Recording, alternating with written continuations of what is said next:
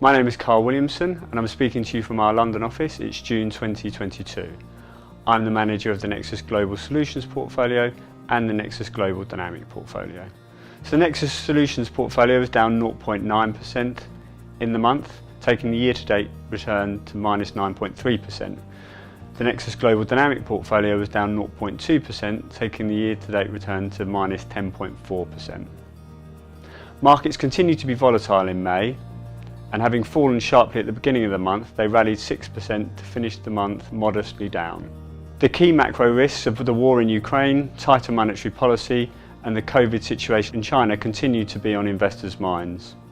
A number of stocks still did well in May, including a number of European banks and Standard Chartered, a new position for the portfolio. Commodity stocks continue to perform well, and in terms of regional markets, emerging markets had a better month after several months of poor performance.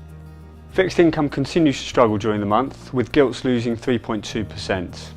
Having signalled their intent to walk the walk, the Federal Reserve put up rates by 0.5% in May, and markets are now pricing in the same 0.5% rate hikes in both June and July.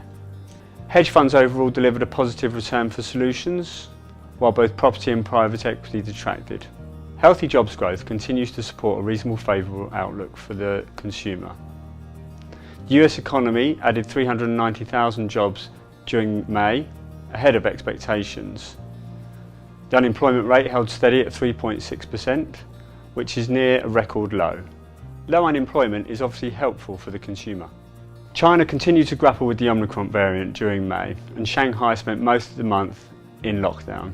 Towards the end of the month, there were some signs that during June we will see some of this released, and on Sunday they announced further relaxations of measures. Markets have reacted positively to the situation in China, because hopefully it should mean that supply chain issues should ease as we move into the second half of this year.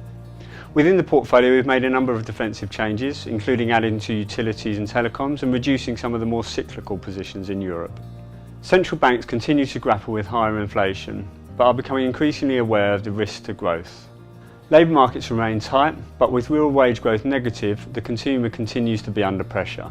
During May, there were some tentative signs that inflation may have peaked. However, markets are unlikely to find a durable rebound until they can have some confidence that the worst is behind us and that central bank tightening has been priced into bond and equity markets. It's been nice to speak to you. I look forward to speaking to you in July.